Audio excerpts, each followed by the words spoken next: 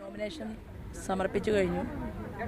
അതിനകത്തും ഹൃദയത്തിനകത്ത് അതിതീവ്രമായ കഠിനമായിട്ടുള്ള ഒരു വേദന എന്നുള്ളത് ഞങ്ങളുടെ പ്രിയപ്പെട്ട സ്വർഗീയനായിട്ടുള്ള രഞ്ജിത്ത് ശ്രീനിവാസൻ്റെ ഓർമ്മകൾ, ആ ഓർമ്മകൾ വേട്ടയാടിക്കൊണ്ട് തന്നെയാണ് ഈ നോമിനേഷൻ ഹാളിലേക്ക് കയറിപ്പോയിട്ടുള്ളത്.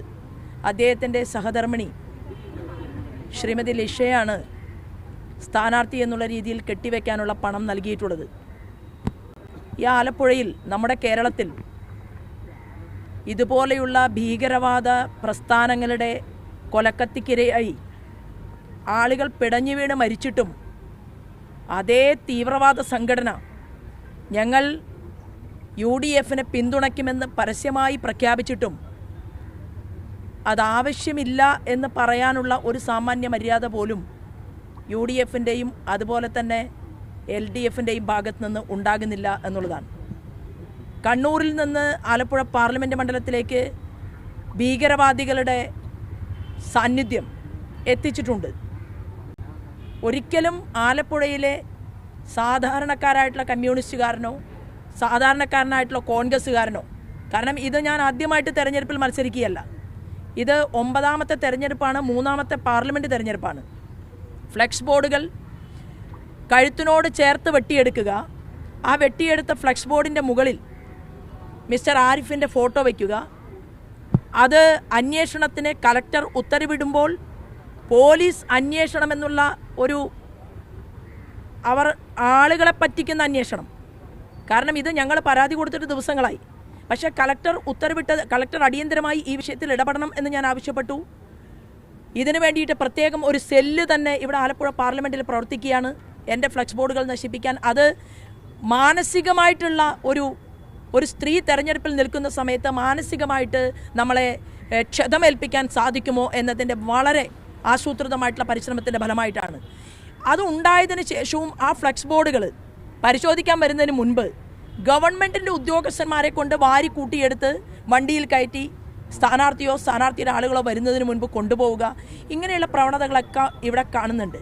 അപ്പോൾ എന്താണെങ്കിലും ശരി, തെരഞ്ഞെടുപ്പ് പോരാട്ടം എന്നുള്ളത് വ്യക്തിപരമായിട്ടും എൻ്റെ സഹപ്രവർത്തകരെ സംബന്ധിച്ചും ഞങ്ങൾക്കിത് അത്രയും വലിയ എന്താ പറയുക കാര്യമല്ല. ഇത് തെരഞ്ഞെടുപ്പ് എന്നുള്ളത് രാജ്യത്ത് നിലനിൽക്കുന്ന ഭരണഘടനാ സംവിധാനത്തോടൊപ്പം ചേർന്ന് നിന്നുകൊണ്ട് ആ സമയത്ത് നമ്മൾ ചെയ്യുന്ന ഒരു പ്രവൃത്തിയാണ്. അതാരായിരിക്കണം ജനങ്ങൾക്ക് വേണ്ടി പ്രവർത്തിക്കേണ്ടത്, ജനങ്ങൾക്ക് വേണ്ടി കൂടുതൽ പ്രവർത്തിക്കേണ്ടത് എന്ന് തീരുമാനിക്കാൻ ജനഹിതത്തിന് വിട്ടുകൊടുക്കുന്ന ഒരു സമയമാണ്. എന്നാൽ രാഷ്ട്രീയപരമായിട്ടുള്ള പോരാട്ടങ്ങളും അതുപോലെ തന്നെ ഞങ്ങളുടെ കഠിനമായിട്ടുള്ള വ്യതയും ഞങ്ങളുടെ ബലിദാനികളുടെ നഷ്ടപ്പെടലും ഇതെല്ലാം സഹിച്ചുകൊണ്ട് തന്നെയാണ് ഓരോ മണിക്കൂറും ഈ സംഘടന മുന്നോട്ട് പോകുന്നത്. അത് കൃത്യമായിട്ട് ജനാധിപത്യപരമായിട്ടുള്ള രീതിയിൽ തന്നെ ഞങ്ങളുടെ പ്രസ്ഥാനം അത് കണക്ക് പുസ്തകത്തിൽ സൂക്ഷിച്ചുകൊണ്ട് തന്നെയാണ് മുന്നോട്ട് പോകുന്നത് എന്നും ഞാൻ പറയാൻ ആഗ്രഹിക്കുന്നു.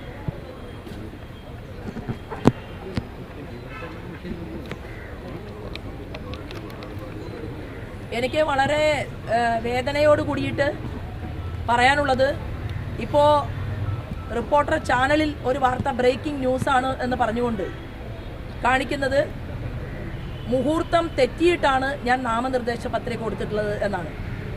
ഒരു ചാനലിന് അങ്ങനെ മുഹൂർത്തമൊക്കെ പറയാൻ പാടുണ്ടോ? ഞാൻ ഈശ്വര വിശ്വാസിയാണ്. 12 മണിക്ക് മുൻപാണ് എനിക്ക് നോമിനേഷൻ കൊടുക്കേണ്ടത്. ഞാൻ നോമിനേഷൻ സമർപ്പിച്ചിട്ടുള്ളതിൻ്റെ ടൈം കലക്ടറുടെ കയ്യിലുണ്ട്. അതൊന്ന് വാങ്ങി നോക്കുന്നതിന് മുൻപായിട്ട് ഇങ്ങനെ ഒരു വാർത്ത കൊടുത്തതിൽ എനിക്ക് തീർച്ചയായിട്ടും വേദനയുണ്ട്. അത് 11:52 ഞാൻ നോമിനേഷൻ സമർപ്പിച്ചിട്ടുള്ളത്. ഒരുപക്ഷെ അത് ന്യൂസ് റൂമിലിരിക്കുന്ന ആളുകൾക്ക് തെറ്റുപറ്റിയതായിരിക്കാം. അത് തിരുത്തണം എന്നുള്ള ഒരു അഭ്യർത്ഥനയും ഞാൻ ഇവിടെ തന്നെ അറിയിക്കുകയാണ്.